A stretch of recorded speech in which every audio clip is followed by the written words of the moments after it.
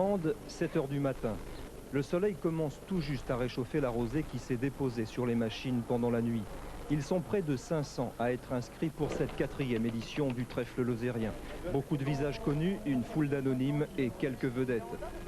Le champion de France 88, Marc Morales, le vainqueur du Paris-Dakar 89, Gilles Lallet, et le champion du monde 88, Stéphane Peter Hansel, 2 fois vainqueur du trèfle. Je fais le maximum et bon, c'est ça qui paye. C'est parce que j'ai un don de me défoncer quand je sens que c'est chronométré, que c'est important, et ça passe au-dessus de tout. Vainqueur du trèfle en 86, Gilles Lallet compte bien faire de l'ombre à Peter Hansel. Malheureusement, j'ai eu un accident de voiture il y a une semaine, ce qui fait que j'ai la cheville blessée et un petit peu le coude. Enfin, c'est pas une excuse.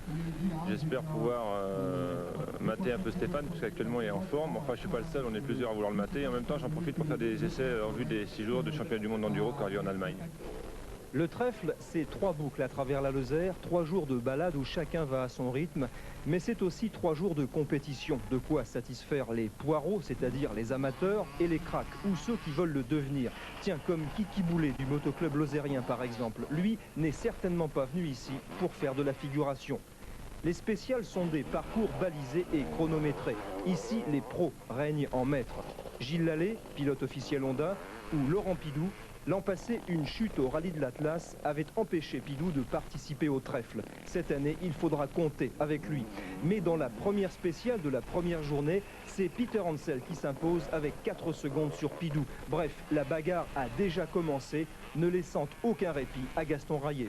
J'ai entendu Gilles Lallet, Morales, Charbonnier, tout le monde me disait toujours viens faire le trèfle, c'est vraiment une belle balade en plus de la compétition en elle-même.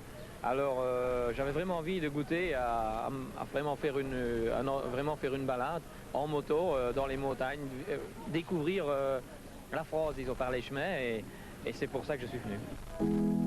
Car le trèfle, c'est aussi 250 km par jour de chemins et de sentiers. Quand le chrono est oublié, alors commence la Lozère buissonnière.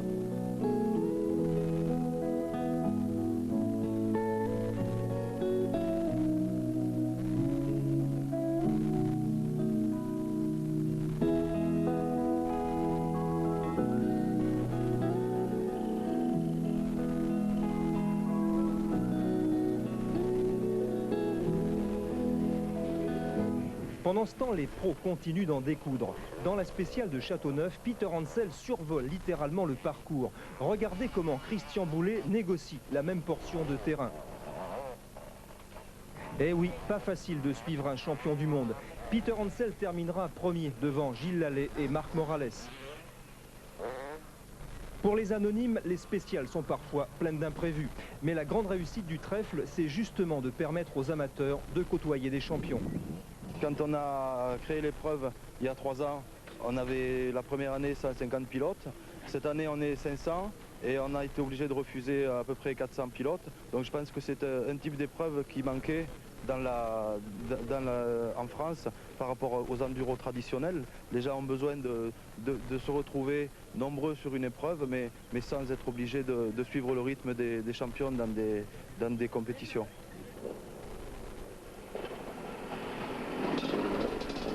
Le succès du trèfle est indéniable. Cette année, il y a eu presque autant de pilotes inscrits que de malheureux qui n'ont pu se faire engager, car les organisateurs ont décidé de limiter à 500 le nombre de participants. Au-delà, un trop grand nombre de motos poserait des problèmes de sécurité, d'accueil et de dégradation des sols. Le trèfle emprunte, il est vrai, un itinéraire savamment tracé à travers les plus beaux sites. Hier, Villefort, le col de la Pierre Plantée, Langogne. Aujourd'hui, les gorges du Tarn, la Canourgue, la Malène, Saint-Énimie. Et puis, le Causse. Le Causse qui donne au trèfle un faux air de rallye de l'Atlas. Entre 2 spéciales, les parcours de liaison sont toujours faciles, avec un horaire très large qui permet de musarder en chemin. Seul impératif, respecter les contrôles.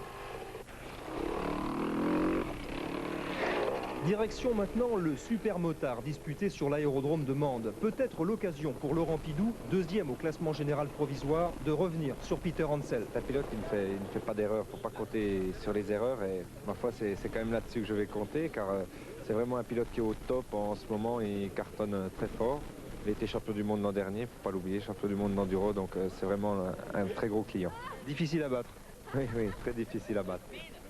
Et c'est parti, 2000 mètres de piste, un quart bitume, 3 quarts terre, voilà la composition d'un cocktail super motard. Immédiatement, Peter Hansel, pilote officiel chez Yamaha, prend la tête de la première épreuve. Laurent Pidou et sa Husqvarna sont sur ses traces, mais Peter Hansel est insaisissable. Derrière, les autres suivent comme ils peuvent. Ça va vite, ça va très vite.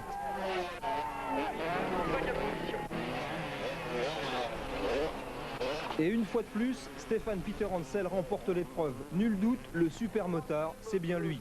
Et au terme de cette deuxième journée, le classement général est le suivant. Premier, Peter Hansel, deuxième, Pidou, troisième, Lallet. Après la course, ça n'est pas fini pour autant. Il faut préparer les machines pour le lendemain, avec ou sans assistance, mais toujours avec le sourire, car participer au trèfle lozérien, c'est déjà un peu de bonheur en soi. Je trouve que c'est vraiment génial parce que nous, on ne va pas très vite et rouler, savoir qu'il y a des inters, qu'il y a des personnes qui font le Paris-Dakar qui roulent en même temps que nous, et je crois que c'est vraiment très bien. Ça nous fait plaisir. À Mende, sur la place du Foirail, d'où les pilotes partent tous les matins, les choses sont claires en ce troisième et dernier jour de course. Avec 31 secondes d'avance au général, Stéphane Peter Hansel est en principe intouchable. Pidou va devoir maintenir sa pression et compter sur une éventuelle défaillance mécanique du champion du monde. Au programme aujourd'hui, 5 spéciales chronométrées, agrémentées par de superbes itinéraires de liaison à travers l'Aubrac.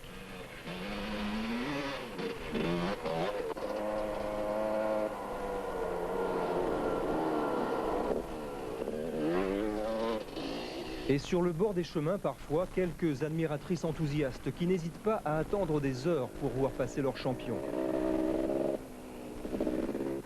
Et pendant que les poireaux jouent aux Indiens dans la forêt, à Aumont-Aubrac, les choses sérieuses ont déjà commencé. Avant d'entamer l'heure spéciale, Peter Hansel et Pidou reconnaissent le terrain à pied. Important, très important. La reconnaissance à pied, c'est très important puisqu'on sait comme ça où on peut mettre nos roues lors de la spéciale chronométrée. Et puis ça nous fait gagner pas loin de 10% par rapport à le temps si on ne reconnaissait pas la spéciale. Donc c'est hyper important pour pouvoir faire une bonne performance. Résultat, 3 minutes 47 secondes à Aumont-Aubrac. Une fois de plus, Peter Hansel réalise le meilleur chrono. Gilles Lallet mettra 1 seconde de plus pour effectuer le même parcours. Et très loin derrière, les secondes n'ont plus vraiment d'importance. On pense avant tout à ne pas trop se fatiguer. On pense à boire. C'est bon, merci.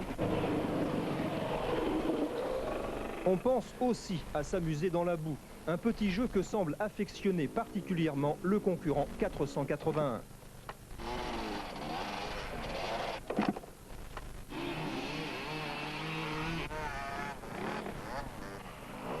Et finalement, c'est en autostop que le malheureux décide de se rendre à la dernière grande épreuve du trèfle, le challenge Thierry Castan. Une finale qui rassemble à Mende les 10 meilleurs pilotes de l'édition 89 du trèfle lozérien. Inutile de préciser que Stéphane Peter Hansel prend une fois de plus le meilleur départ. C'est lassant. Peut-être faudrait-il songer à le faire courir une main attachée dans le dos. Derrière lui, Laurent Pidou, décidé à se battre jusqu'au bout pour la plus grande joie des spectateurs. Laurent Charbonnel, le Lozérien numéro 7, réalise une excellente performance. Et Gilles Lallet qui retrouve en Lozère autant de poussière que sur les pistes du Dakar.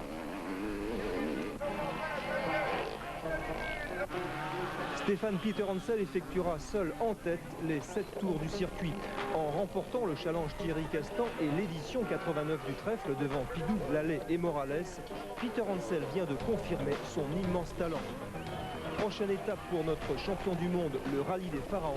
Puisse l'Égypte lui être autant favorable que la Lozère.